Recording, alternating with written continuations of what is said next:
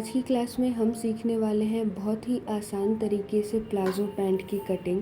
आज की क्लास करने के बाद आप किसी भी साइज़ की प्लाज़ो पैंट की कटिंग कर सकते हैं। प्लाज़ो पैंट की कटिंग के लिए यहाँ पे मैंने 1.25 मीटर कॉटन के कपड़े का यूज़ किया है। यहाँ पे मैंने फैब्रिक को पूरी तरीके से ओपन कर दिया है। ये फैब्रिक की सीधी साइड है और ये फैब्रिक की उल्टी साइड है। अब जो है हमें कपड़े को विड्थ वाइज फोल्ड करना है, तो बस आपको एक कॉर्नर पकड़ना है और इस तरीके से एक फ़ोल्ड कर देना है। तो ये हमारा जो है वो पहला फ़ोल्ड है, हमने पहले फ़ोल्ड किया इसको। और जैसा कि मैंने बताया कि हमें विड्थ वाइज अपने फैब्रिक को फ़ोल्ड करना है, तो ये हमारा पहला फ़ोल्ड है। अब हम फैब्रिक को दूसरी बार फ़ोल्ड करेंगे, तो ऑन फोल्ड साइड से ही हमने कपड़ा उठाया और इसको ऐसे फ़ोल्ड कर दिया। अब जो हमारा फैब्रिक है ये ऑन फोल्ड साइड है और ये 4 फोल्ड साइड है, यहाँ पे आप देख सकते हैं। तो यहाँ पे हमने कपड़े को 4 फोल्ड में रखा है। यहाँ पे आपको एक 1 फोल्ड दिख रहा होगा, इसको हम बाद में कट कर देंगे। हमने यहाँ कपड़े को 4 फोल्ड में रख लिया है। अब इसकी आप जो चौड़ाई देख रहे हैं, किसी भी साइज़ के लिए हमने जो कपड़ा फोल्ड किया है वो कितना चौड़ा होना चाहिए। तो आपको बस एक काम करना है, आपका जितना भी हिप राउंड है उसमें आप ऐड करें 4 इंच, फिर उसको डिवाइड करें 4 से। यानी कि मेरा जो हिप राउंड है वो है 40 इंच, उसमें हमने प्लस किया 4 इंच तो हुआ 44 इंच, फिर हमने डिवाइड किया 4 से तो आया 11 इंच। अब 11 इंच के बाद भी आपको 3 इंच और एक्स्ट्रा ऐड करना है, तो हमारा टोटल आता है 15 इंच या 15.5 इंच तक आपको मार्किंग कर देनी है। तो 15.5 इंच तक हमने यहाँ पे कपड़ा लिया है और ये जो एक्स्ट्रा कपड़ा है इसे हम कट कर देंगे। तो ये ऑन फोल्ड साइड है और ये खुली हुई साइड है। खुली हुई साइड से हमें 4 पीसेस चाहिए, तो यहाँ पे हमारा आपको एक फ़ोल्ड दिख रहा होगा, वो इसलिए क्योंकि हमने कपड़े को विड्थ वाइज फ़ोल्ड किया है। तो इस फोल्ड को हम कट कर देंगे।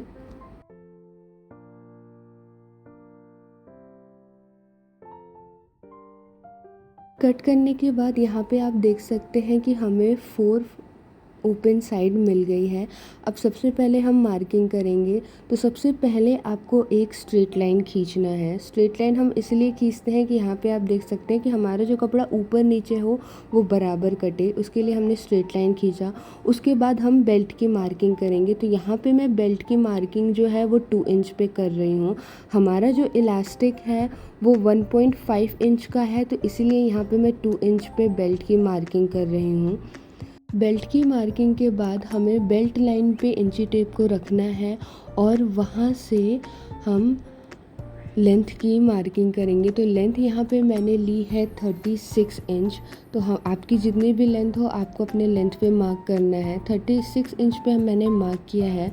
उसके बाद 1.5 इंच पे मैं फिर से मार्क करूँगी, क्योंकि हम यहाँ पे मार्जिन ले रहे हैं जो हम बॉटम जिससे फिनिश करेंगे। तो यहाँ पे मैंने 1.5 इंच एक्स्ट्रा लिया है अपना प्लाज़ो पैंट फिनिश करने के लिए। अब ऑन फोल्ड की साइड से, ये हमारा ऑन फोल्ड साइड है और वेस्ट लाइन पे हम रखेंगे। वेस्ट लाइन पे हमने मेजरिंग टेप रखा। अब हम हिप की मार्किंग करेंगे, क्योंकि हमने इसमें इलास्टिक लगाना है। तो हिप की मार्किंग के लिए आपका जितना भी हिप राउंड है उसमें आपको 4 इंच लूजिंग का ऐड करना है और फिर डिवाइड करना है 4 से। तो यहाँ पे जो मेरा हिप राउंड है वो 40 इंच है, उसमें प्लस किया 4 इंच तो हुआ 44 इंच, डिवाइड किया 4 से तो आया 11 इंच। 11 इंच पे मैंने यहाँ पे मार्क किया है और 0.5 इंच एक्स्ट्रा हम और लेंगे। 0.5 इंच एक्स्ट्रा हम इसलिए ले रहे हैं जो कि सिलाई में जाएगा। तो यहाँ पे 11 इंच पे मार्क करने के बाद हम 0.5 इंच एक्स्ट्रा ले रहे हैं। उसके बाद हम आसन की मार्किंग करेंगे। तो आपका जितना भी हिप राउंड आ रहा है आपको डिवाइड करना है 4 से, प्लस 3 इंच ऐड करना है। यानी कि 40 इंच हमारा हिप राउंड है, उसको हमने डिवाइड किया 4 से, प्लस 3 इंच किया, तो हमारा जो आसन का जो लेंथ आ रहा है वो 13 इंच आ रहा है। तो 13 इंच पे हमने यहाँ पे मार्किंग किया और एक स्ट्रेट लाइन बना देंगे क्रोच लाइन के लिए। क्रोच लाइन की भी कह सकते हैं और आप आसन भी कह सकते हैं। तो यहाँ पे हमने लाइन बना दिया है। अब यहाँ पे हम आसन की मार्किंग करेंगे तो आसन के लिए यहाँ पे मैं 3 इंच ले रही हूँ, क्योंकि हमारा जो कपड़ा है वो 4 फोल्ड में है और हम फ्रंट और बैक दोनों एक साथ कट कर रहे हैं। इसके लिए यहाँ पे मैंने 3 इंच लिया है। अब मेजरिंग टेप को क्रोच लाइन पे रखना है और एक मिड पॉइंट बनाना है, यानी कि सेंटर बनाते हुए हम आसन को निशान दे देंगे, यानी कि यहाँ का जो गैप है वो 2 इंच तक का रहना चाहिए या 1.5 इंच तक का, और हम ऐसे घुमाव देते हुए आसन बना देंगे। तो यहाँ पे हमारा आसन बन के रेडी हो चुका है। अब हम फिर से लेंथ की मार्किंग करेंगे। तो लेंथ पे जहाँ पे हमने मार्क किया है, ऑन फोल्ड की साइड से अब हम बॉटम राउंड की मार्किंग करेंगे, यानी कि प्लाज़ो का जो हमारा निचला हिस्सा है उसकी चौड़ाई कितनी होगी। तो यहाँ पे मैं 11 इंच रख रही हूँ। ना बहुत ज़्यादा लूज़ है ना बहुत ज़्यादा टाइट होगा, तो यहाँ पे मैंने 11 इंच रखी है, मोहरी जिसे हम कहते हैं। तो प्लाज़ो की मोहरी मैंने 11 इंच रखी है। फिर यहाँ पे हम स्केल की हेल्प से इसे मिला देंगे। बॉटम राउंड से आसन तक को जॉइंट करने के बाद हमारी जो प्लाज़ो की मार्किंग है वो पूरी तरीके से हो चुकी है। अब बस हमें इसे कट करना है। तो विदिन 5 मिनट्स में हमारा जो मार्किंग है वो हो चुका है और अब हम इसकी कटिंग करेंगे।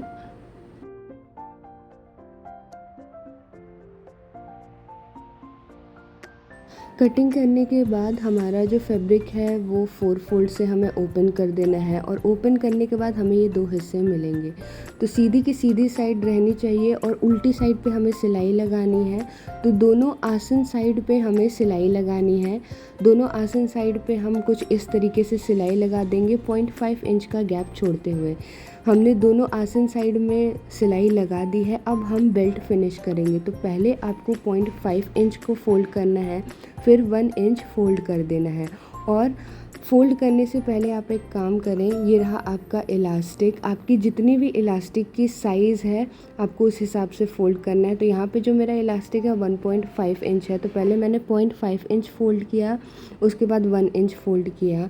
अगर आपको और आसानी से करना है तो आप फ़ोल्ड करके इसमें आयरन लगा लें। यहाँ पे आप देख सकते हैं मैंने आयरन लगा लिया है। और सिलाई करते हुए आपको 2 इंच का गैप छोड़ना है, जिससे कि हम इलास्टिक को अंदर ले जा सकें। तो यहाँ पे हमने बेल्ट को आयरन कर लिया है, जिससे सिलाई में कोई दिक्कत नहीं आएगी। अब साथ ही साथ हमें बॉटम को भी फिनिश करना है। तो उसके लिए हम पहले 0.5 इंच फोल्ड करेंगे, फिर 1 इंच फोल्ड करके इसमें सिलाई लगा देंगे। तो यहाँ पे आप देख सकते हैं मैंने पूरे बेल्ट में सिलाई लगा दी है। बस यहाँ पे 2 इंच का गैप छोड़ा है, जिससे हमारा जो इलास्टिक है वो अंदर की तरफ जा सके।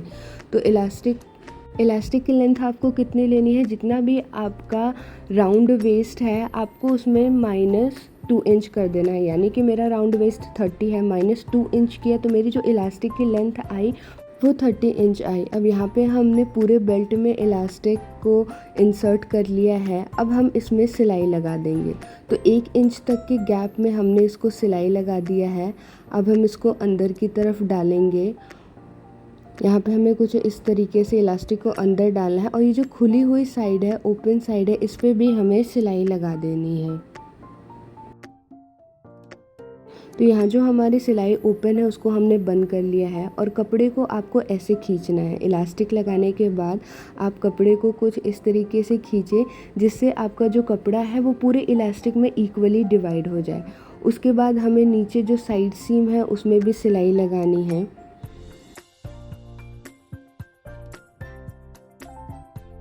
हम इलास्टिक के ऊपर सिलाई इसलिए लगाते हैं क्योंकि उसके बाद अगर हमने सिलाई नहीं लगाई इसके बाद, तो हमारा जो इलास्टिक है वो मुड़ेगा।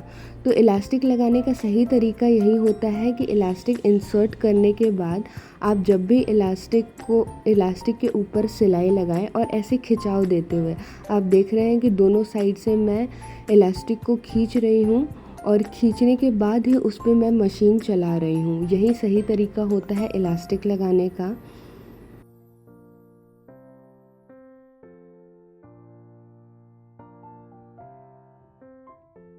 तो यहाँ पे हमने पूरे इलास्टिक में सिलाई लगा दी है। अब हम नीचे का जो साइड सीम है उसको फिनिश करेंगे। तो 0.5 इंच का गैप देते हुए आपको सिलाई कर देना है और कपड़े को बराबर करते हुए, आगे और पीछे दोनों कपड़े को बराबर करते हुए आपको ऐसे सिलाई लगाना है।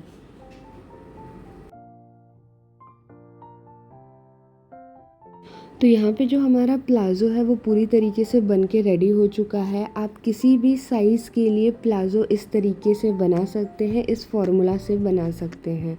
तो यहाँ पे हमारा प्लाज़ो बहुत ही अच्छे फिटिंग के साथ रेडी हो चुका है। तो आज की क्लास में हमने प्लाज़ो बनाना सीखा। आने वाले क्लासेस में हम और भी ऐसी चीज़ें सीखने वाले हैं। अगर वीडियो अच्छा लगा हो तो लाइक करें, सब्सक्राइब करें और शेयर करें।